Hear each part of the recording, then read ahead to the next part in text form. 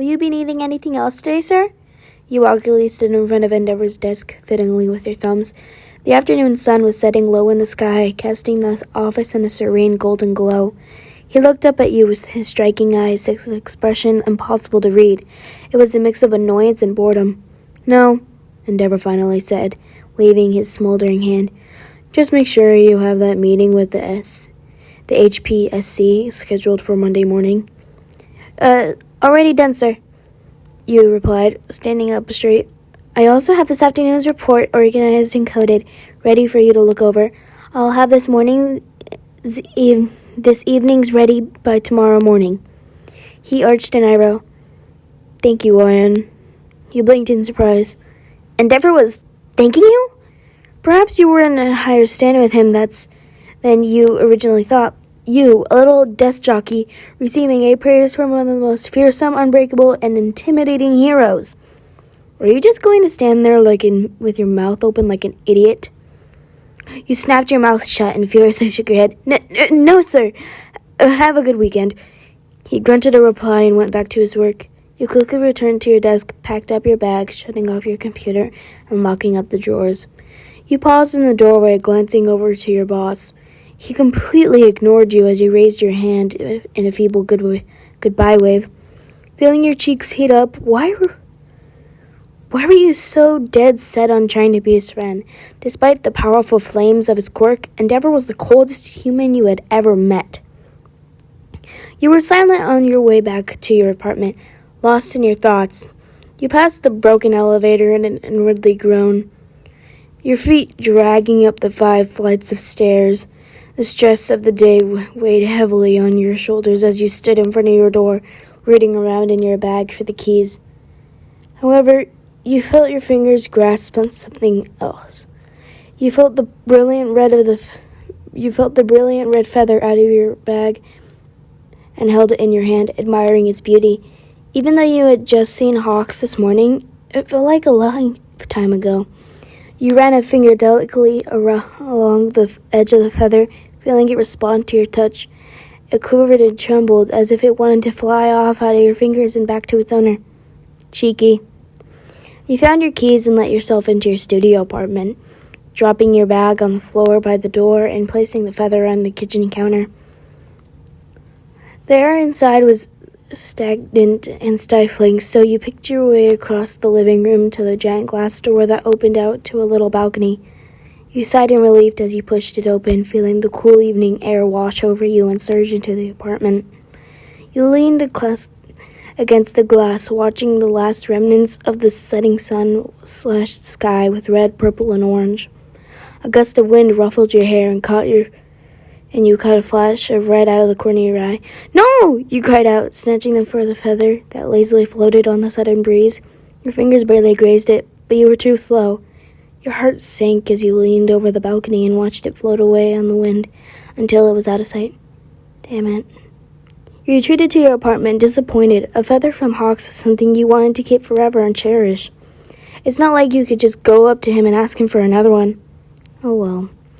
Guess it wasn't meant to be, he sighed, opening the fridge and pulling out some leftovers for dinner. As you ate your dinner, you scrolled aimlessly through the various reports of Kamaji had emailed. Nothing out of the ordinary, you noticed, and everyone would be so bored. With a sigh, you turned off your tablet and stared onto the balcony. The air outside felt so nice. You decided to keep the glass door open for the night. You changed into something to sleep in, brushed your teeth, made sure the front door was locked, and finally crawled into your bed. The night sky was alive with twinkling stars above you as you lay there, goosebumps rising on your skin as another cool breeze slipped through the door. You pulled the blanket over one leg and pushed your face into the pillow, falling into a deep, dreamless sleep. Hawks knew he shouldn't be here. He knew better, so much better. But he couldn't help himself. When he felt your fingers caressing his feather, he discreetly sent to you in your office earlier that day. He had visibly shivered in the middle of his patrol, feeling almost as if you were running your hands over his wings right there in the street. He hadn't meant to bring the feather back. It was just instinctive. Hawks perched himself carefully on the edge of your balcony, shaking his head in disbelief as he saw you left the back door wide open. You worked for Endeavor, for Christ's sake. Did you have a death wish? He silently hovered to it, a gloved hand extended to push it closed, when he heard your sleeping body shift in your bed just a few feet away from him. His breath hitched in his throat as his eyes traveled over your bare legs and tangled in the blankets. No, this was wrong. So wrong. This was breaking so many rules. Hawk silently cursed himself for not even dancing around the idea of letting himself into your apartment, knowing how much trouble he would be in if anyone found out, let alone you. His throat constricted as he imagined your terrified expression, waking up to him breaking into your apartment. So instead, he plucked a feather from his wings and sent it gently flying into your home, letting it rest on the arm of the nearby couch. Hawks swallowed nervously, watching you, making sure you didn't wake up and see him. He reached out and ever so gently pushed the back door closed, satisfied when he heard the quick snack. He could still see through the glass, the reflection of the city lights illuminating your sleeping face. He knew he needed to leave. He had already overstepped so many boundaries just by being there. But Hawks couldn't help himself, slowly lowering himself to the floor of your patio, kneeling next to a glass and watching you within. His wings ached from flying all day. They stretched out behind him, brushing against the railing.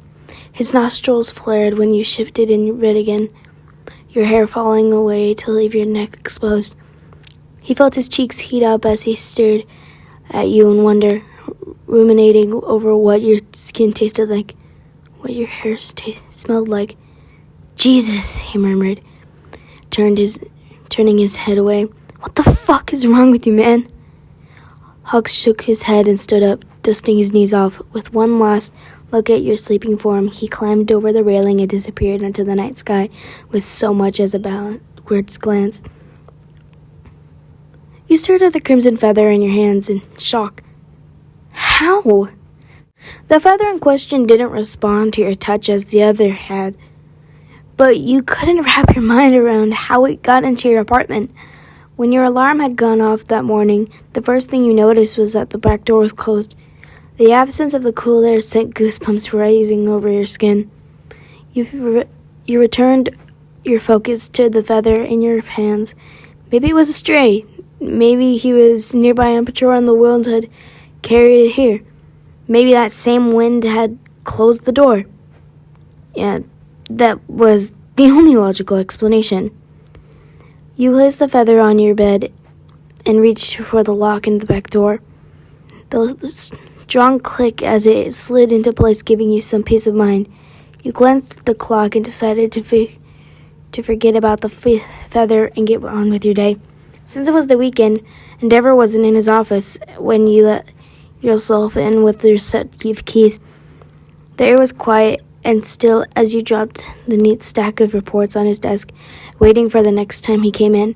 However, your hands paused as you noticed the thick envelope with sticky note stuck on top of it. It had your name scrawled over it. It's Endeavor's handwriting. Was this something he forgot to tell you have to file today? You picked it up and slid out the papers from inside, eyes scanning across a few lines. As you registered the words, your heart began hammering in your chest. There were copies of few reports you remember giving him to the other day, but he had attached a cover sheet to them. He was ordering you to take them to Hawks' agency a few blocks away as they fell into Winged Heroes' Juju Street. You reread the memo as you left the office, passing the receptionist. She perked up as you walked by, eyebrows raised. Did you get Endeavor's memo? She asked. Yeah, you replied, waving the envelope. Did he say anything about it? She shook her head. Just that he wanted you to take it to this destination. He didn't tell me where, though. It's all right, I know where. Have a good day. She waved to you cheerfully as you slipped into the elevator, staring at the envelope in your hands. Was Hawks in his office today? Did he take weekends off? Your thoughts turned back to the red feather that had mysteriously appeared in your apartment this morning, and your heart started beating even faster. You decided you wouldn't say anything to him about it. The walk wasn't that bad. The mid-morning air was still cool as it ruffled your hair. You stood in front of Hawks's agency, noticeably less extravagant than Endeavor's skyscraper office. Your fingers curled around the envelope as you walked inside of his agency. "How can I help you today?" The receptionist greeted you cheerfully from behind the desk in the lobby. "I have some paperwork from Endeavor," you said, holding up the envelope. "I was asked to deliver it directly to Hawks."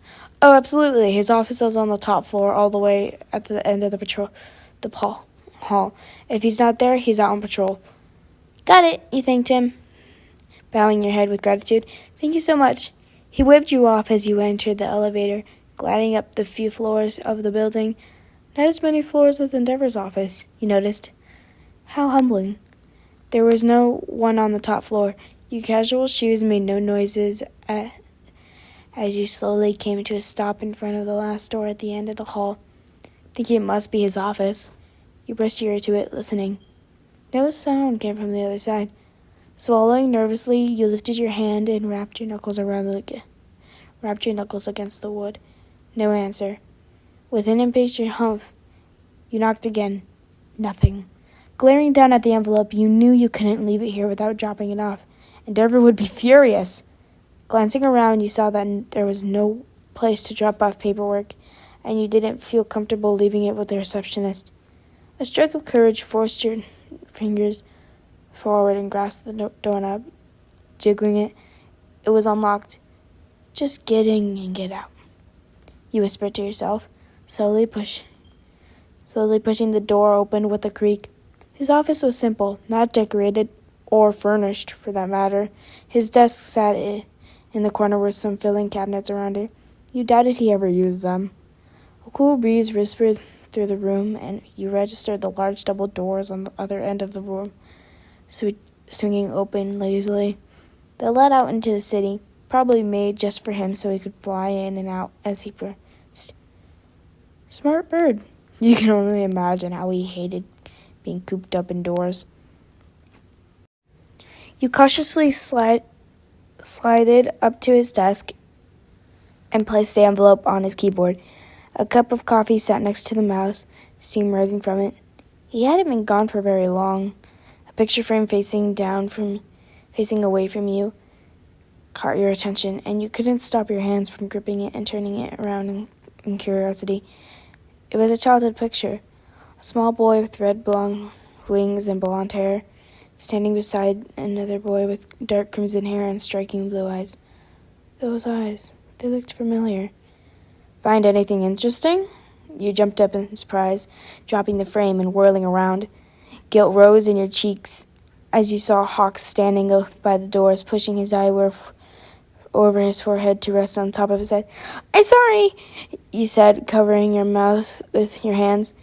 "I just had some paperwork from Endeavor to drop off. The receptionist said this was your office." He chuckled, shoving his hands in his pockets and leaning against the doorframe. "Don't sweat it. I usually leave it unlocked in case someone needs something. However, most people know not to snoop."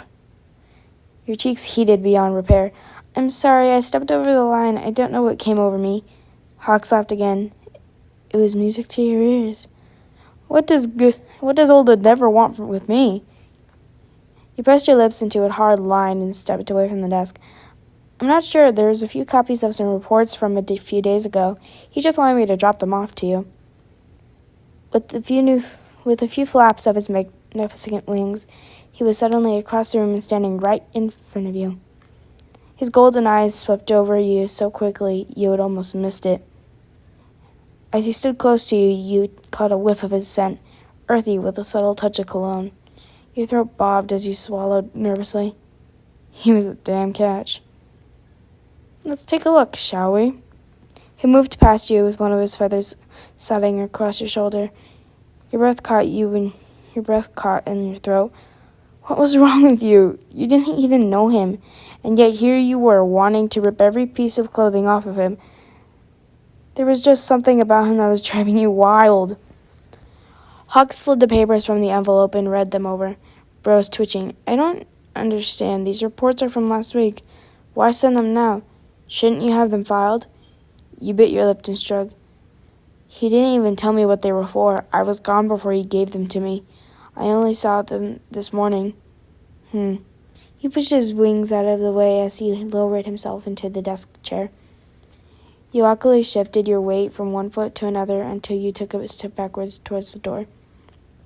I'll leave it to you, sir, you said, backing away. And I'm sorry for snooping. It was inappropriate of me.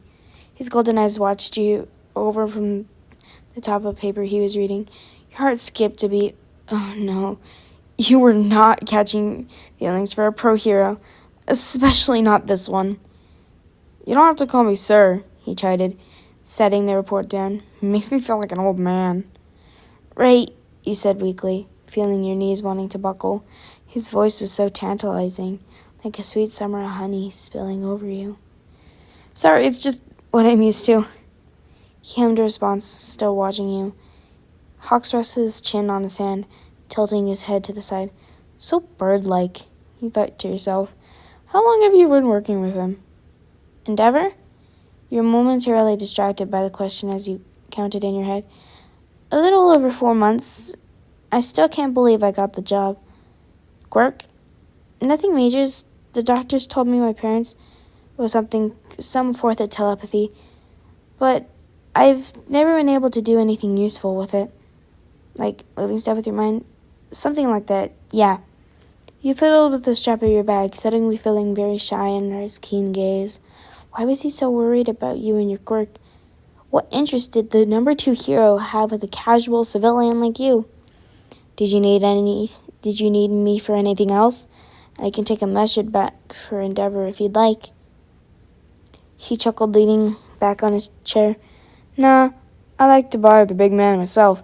I was asking how long you were working for him because I've never seen you around his office before. Oh, he murmured, smiling sheepishly. He usually spends me out on some errand whenever he has meetings with other heroes. Don't like anyone listening, I suppose. Interesting. Hawks ran a hand through his wild hair. Well, I hope he changes his mind on that. I might have to start paying visits to him more often if it means I get to see you again. Your ears turned hot as fluttered comment. A small smile tugged at the corners of your lips as you averted eyes from him. I'd like that. Oh, yeah? You heard his wings rustling. How much? You looked back at him and your knees buckled. He was watching you with a dark, intense expression on his angled face, golden eyes half-lidded with amusement.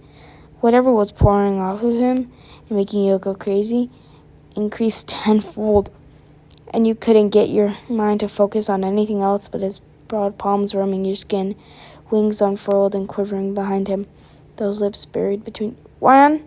He snapped out of it and blinked rapidly. What? His strange disposition disappeared as quickly as it had come, replaced with his cheerful, friendly smile. I asked you how much you would like if I visit you. Oh, he nervously tittered. I would like it a lot. Got any plans after this? Going home and taking a cold shower, you thought, but you just shook your head. I need to pick up some groceries and head back home. Hawk stood up and moved to stand in front of you. He stuck out his gloved hand. You hesitantly slipped yours inside it. His fingers tightened. Something surged from your brain straight to Amelia's thighs. Jesus Christ. Thank you for dropping those off for me, he murmured, releasing your hand. Hopefully I'll see you again. You still owe me a lunch for hitting me with the door, remember? How could I forget? You smiled, trying your hardest to ignore the warmth that had started to bloom in your core. Get out, get out, get out, get out, get out. Have a good day, Hawks. You too. You felt his eyes on you as you turned and left his office. As the door slowly clicked shut behind you, you could hear the unmistakable flutter of his wings on the other side. Perhaps he was going back out on patrol. You tried not to think about it as you left his agency, welcoming the chilly mid-morning air to sober you up. As you walked along the sidewalk, you dared an overhead glance at the top roof of his building. He was perched on the roof, red wings splayed out in an impressive display, watching you below. He raised his arm in a wave. You hesitated a moment, but you waved back at him.